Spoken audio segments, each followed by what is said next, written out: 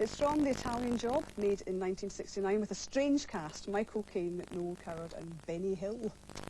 Eddie, hi. Hi. Why The Italian Job?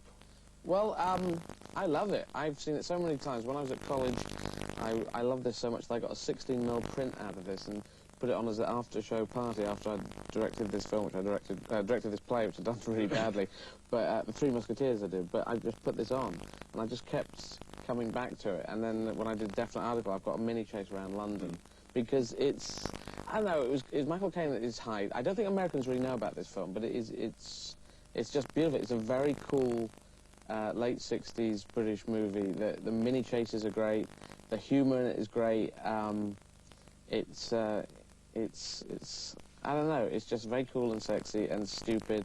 And well, let's think I love Michael Caine. The particular clip you've chosen is interesting because I mean, there are many scenes that you could have chosen. This one's from near the beginning of the film when Michael Caine's just come out of prison and he's picking up his car. Yeah, he's picking up Aston Martin DB5. I believe it is, unless I get my car's completely wrong. And he's had this in storage for while he's been in stir. And he's said that obviously that he's Lord something or other, and he's coming and he's adopting this posh accent. But he's also got some cash, also the loot stashed in the front of the engine. So he gets this guy to get the engine ticking over so he can, and he says, oh, I think this, and he's adopting this accent, I think there's something wrong with the engine. Let me have a look under the bonnet. So he's under the bonnet. And that's where this starts. Okay, let's have a look at it. See what's wrong? It's very, very small. Maybe, I don't know. No, it's all right, leave it. Shall I, you, shut it now, I'll lock it off. Thank you. Oh, how are you doing? Oh, yeah. It's a long time. I guess. There we are. I haven't been in this car for so long.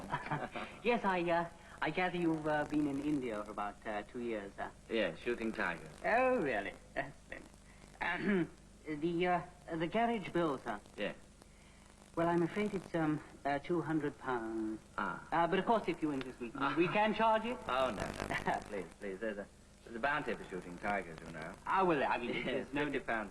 Yes. Really, there's no need to these pay. are wrapped in little bundles. I see. 200. Yes. Well, there's no need to pay. No, that's quite all right. Yes.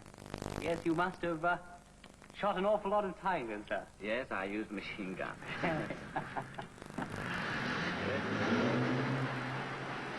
It's very funny, but it's also a perfect wee cameo of the English class system, isn't it?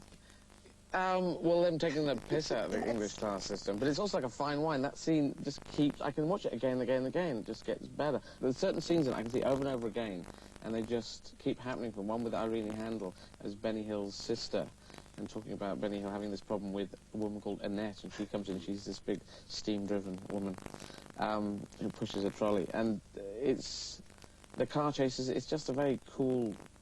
It's one of the classic British caper movies, you know, it's like in that tradition of the League of Gentlemen, you know, planning the robbery with the dinky cast in military precision. And it was at a time when Britain was in a sexy, can-do kind of frame of mind, and it led on to him doing Get Carter later, which is much darker, about him going back up north to Newcastle. Yeah, because this isn't a nasty film, is it? I mean, we see cars going over cliff tops, but nothing really violent, really. No, it's nothing really violent. And it's also, I think there was a sequel planned as well, because it ends up with all the gold balancing on the edge of the cliff, and... Do you think this should be reissued on video? Do you think it would be popular? I think it should be brought out in the centre of London, like they brought Casablanca out, and they brought out Lawrence of Arabia, and they ran it in a cinema.